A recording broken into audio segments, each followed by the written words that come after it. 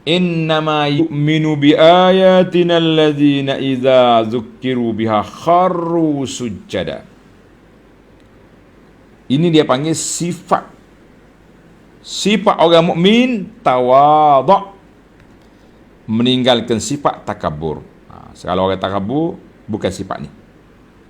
Sifat mukmin orang tawadhu'. Bila tawadhu' itulah jalan orang mukmin. Jalan orang wahum la yastakbirun. Mereka tidak sombong. Sombong ni bukan sini dengan orang je. Sombong dengan apa ni? Dengan maklumat ada juga. Orang yang bagi tahu dia, tuan, ini hadis, ini Quran yang sahih. Apa punya orang ni? Literalis punya orang ni. Tafsir Quran, baca Quran ikut zahir saja. Baca Quran ikut yang zahir. Al-Quran itu Allah SWT yang turunkan kepada kita. Nabi telah tafsirkan Quran ini. Para sahabat juga telah selesaikan tafsir. Tiba-tiba bila kita pegang tafsir yang ditafsir oleh sahabat, oleh Nabi, jadi tak betul kita ni. Tak. Jangan sombong dengan ayat Allah. Yang kedua, ayat yang sama, cuma sudut lain pula. Sudut lainnya, ayat ini menunjukkan tanda syawahidul iman. Iman itu perlu pada bukti. Tuan-tuan mungkin ikut semalam kita punya perbincangan, kan? Bagaimana kita nak buktikan keimanan. Perbincangan kita dengan dakwah di Jepun. Iman itu mesti ada 3 pintu masuk dia. Madkhal, kata dengan lidah, tasdik dengan hati, amal dengan anggota. Keluar dia na'udzubillah 3 juga. Dengan perkataan, dengan perbuatan, dengan i'tikad boleh jadi kafir, na'udzubillah. Baik. Dalam ayat ini Allah tunjuk kepada kita syawahidul iman, tanda-tanda keimanan. Apa dia? Alladzina idza dzukkiru, bila diperingatkan mereka dengan ayat-ayat Allah, diberi nasihat, diberi peringatan, terus mereka rebah sujud kepada Allah Azza wa Jalla. Maknanya para jemaah sekalian, tanda kita beriman itu dengan hati. Orang tak nampak, anggota yang menserlahkan tanda keimanan. Saya iman mantap, iman saya mantap. Habis maya ke tak? Tak. Hei, mantap kot. Mantap macam mana? Mantap. Solat pun tidak. Saya ni alhamdulillah seorang muslimah sejati. Aurat tak tutup. Ini biasa je. Iman di sini kita kata no. Iman di sini dia terserlah kepada anggota. Ramai orang cakap macam tu, saya ni tak tutup aurat pun hati baik. Mana aku tahu hati? Hati dalam yang kita nampak yang zahir. Kita ni boleh hukum yang zahir, yang batin itu Allah yang yatawalla sarair. Jadi tuan-tuan dan puan-puan, buktikan tanda kita beriman dengan kita mematuhi syariat. Yang ketiga, innama yu'minu bi ayatina idza dzukiru. Kata di ulama, istidlal bil qara'in wal ahwal. Ayat ini ulama usul mengambil istimbak bahawa boleh kita buat dalil dengan evidence, dengan qarinah, dengan tanda-tanda bukti menunjukkan satu benda.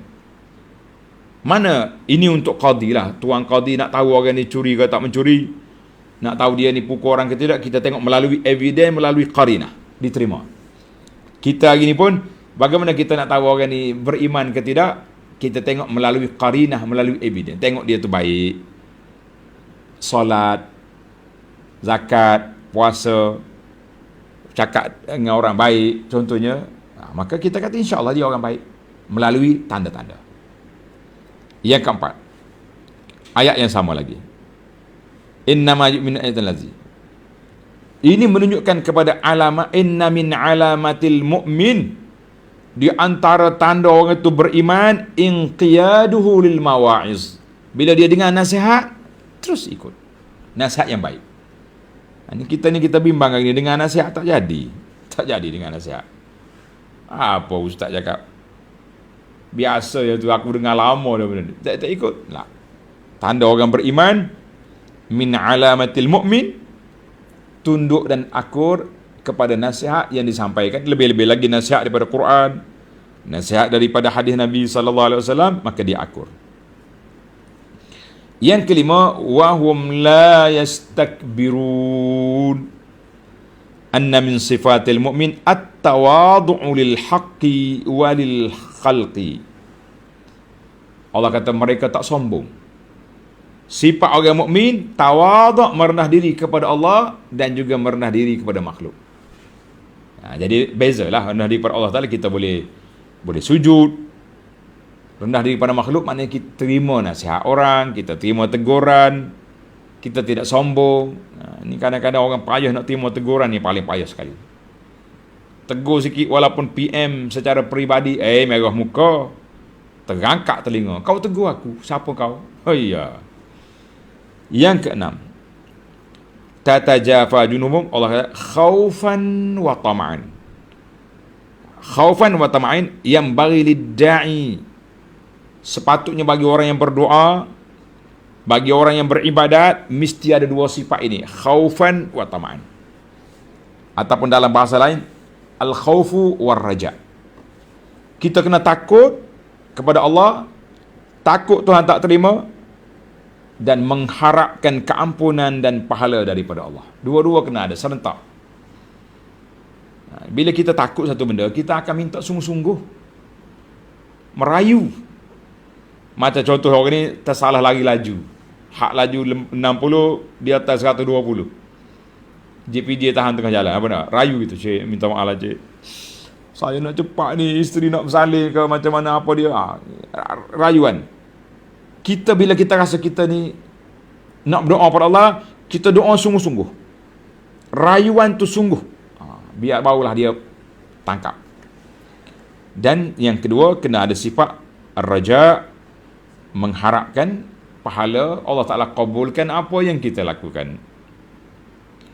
Yang ketujuh, dalam ayat ini Allah sebut dua perkara: tinggal tempat tidur dan sedekah. Kenapa dia kembar dua ni? Kenapa Tuhan kembar di antara bangun tahajud dengan sedekah? Leish. Kadang ulama mengatakan, bila kita beribadat, kurang waktu untuk mencari dunia. Kenapa tutup kedai pukul 6.30 tu? Pukul 7 kan dah maghrib.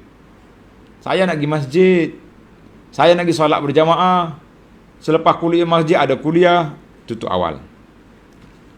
Tuan-tuan jangan rasa rugi tutup awal, banyak kerugian. Bila kamu tutup pintu dunia ni kerana Allah, Allah akan buka lorong-lorong yang min haitsu la yahtasib. Berapa ramai orang yang berniaga siang hari, malamnya duduk di masjid, daripada maghrib sampai ke isya, daripada subuh. Ada. Tak miskin. Kedai dia Masya Allah, orang tahu dah Pak Cik Haji ni, kedai dia pukul 9 pagi, pukul 6 petang. Kita pergilah waktu tu. Ni ada setengah orang dia pelik. Ada setengah kawan-kawan kita ni, dia tiru style Mekah. Kedai dia, bila masuk waktu solat, dia tulis solat, rehat, solat.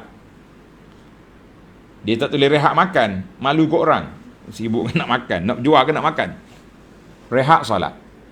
Orang tahu dah, bila masuk waktu azan, kita, azan dah, kedai Pak Haji tu tutup. Habis, kita beli kedai lain dulu untuk benda lain. Yang nak beli situ tunggu.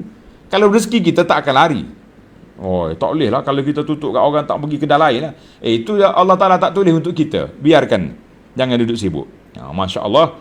Maka kesimpulannya, annas salah, ayat ini menyatakan bahawa salat itu sababun lil barakati fi rizqi. Salat itu membawa berkat pada rezeki kamu. Sebab tu dia kembar dua ayat ni. Masya Allah. Yang ke-8, ayat yang sama lagi, tatajafa junubuhum. Saya tak baca lah, ayat tu panjang, tuan tu tanda sendirilah. 8. Tuhan kata apa? Fala ta'lamu nafsum ma ukhfiya lahum. Bila membangun tahajud, Allah kata mu tak tahu, tengok ayat akhir, ayat 17. Tak ada siapa tahu rahsia nikmat syurga yang Allah sembunyikan kepada kamu. Kenapa? Ini dalam bahasa kitab dia kata Al-jaza'u min jinsil amal. Balasan itu mengikut perbuatan kita.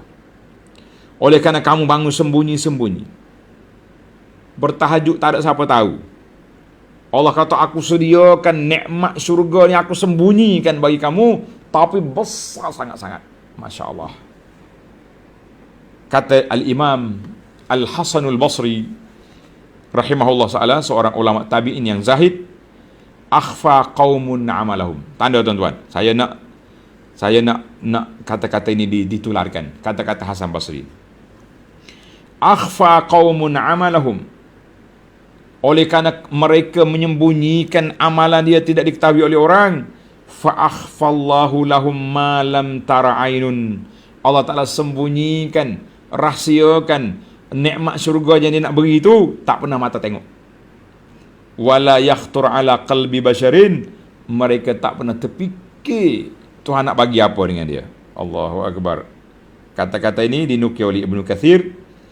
Fakama sallau fil lail, sebagaimana mereka berdoa pada waktu malam, berdoa dalam keadaan sembunyi, maka Allah Ta'ala jaza fa akhfa ajrahum. Allah Ta'ala juga sembunyikan rahsia. Tengok-tengok, Masya Allah, surprise sungguh. Sebab itu anak kata, tuan-tuan, sekali lagi saya peringatkan saya dan tuan-tuan, jangan rosakkan malam waktu munajat itu dengan duduk ikut grup-grup yang ada hari ini. Jangan. Ini semua dipanggil talbis iblis, nak mainkan kita. Oi, kenapa pula di bulan Ramadan tu boleh je kita munajat akhir malam? Itu musim khas. Musim khas. Baik, yang ke-19. Ya, maaf, yang ke-9. Innama yu'minu bi ayatina alladhina idza dzukkiru yakharru sujada. Kata dia ulama, dalam ayat ini menjadi dilalatun ala anna sujud minal iman. Sujud kepada Allah Ta'ala itu tanda beriman. Tanda beriman. Ayat ini menolak pahaman murjiah, pahaman sekular ataupun liberal yang memisahkan di antara iman dengan amal. Kita Ahlus Sunnah ni iman dengan amal tu, amal tanda iman. Mesti kembar dua tu. Yang kata saya iman bagus walaupun tak solat. Tak. Saya ni iman mantap walaupun tak tutup aurat. No. Saya iman kuat walaupun ambil riba dengan rasuah. Tak. Kalau betul-betul beriman, tak no riba, no rasuah. Dua-dua kita kembarkan dia. Ni setengah orang dia tak selesa kalau sebut riba saja, tak sebut rasuah. Tak. Dia rasuah tu besar pada riba, kita kata dua-dua tu haram belaka di sisi Allah Azza wa Jalla. Haram riba, haram rasuah. Pasal tu kita kena tubuh satu badan, BPR, badan pencegah riba dengan pencegah rasuah. Na'udzubillah. Baiklah, yang terakhir, innama yu'minu bi ayatina alladhina idza dzukkiru bi akharu. Kata dia ulama, dilalat ala annal iman mutlaq mustalzimun lil a'mal. Iman itu mesti kembar dengan amalan. Sama ya, lebih kurangnya 9 tadi tapi beza sikit. Fanafa subhanahu wa ta'ala al-iman an ghairi haula. Tuhan kata orang beriman tu orang yang sujud, orang yang sedekah. Puak-puak kumpulan yang pertama dalam siri yang lepas itu orang yang sombong. Maka di sini menunjukkan bahawa paman kana idza dzukira bil Quran la yaf'alu. Siapa dia dibaca Quran dia tak buat apa yang diperintah oleh Allah Azza wa Jalla. Baca hadis tak ikut. Baca apa saja pun tak ikut, itu bukan orang beriman. Berat kita tu. Maka kita mengatakan ini bahasa yang agak berat. Baiklah, 10 perkara telah dapat kita kutip dalam perbincangan kita ini. Kita kata alhamdulillah. Mudah-mudahan Allah Ta'ala jadikan dia garis panduan dalam hidup untuk meneruskan perjalanan kita biar sampai kita ke syurga. Amin ya rabbal alamin. Subhanakallahumma hamdika asyhadu an la ilaha illa anta astaghfiruka wa atubu ilaik. Wa sallallahu ala nabiyyina Muhammad wa ala alihi wa sahbihi ajma'in walhamdulillahi rabbil alamin.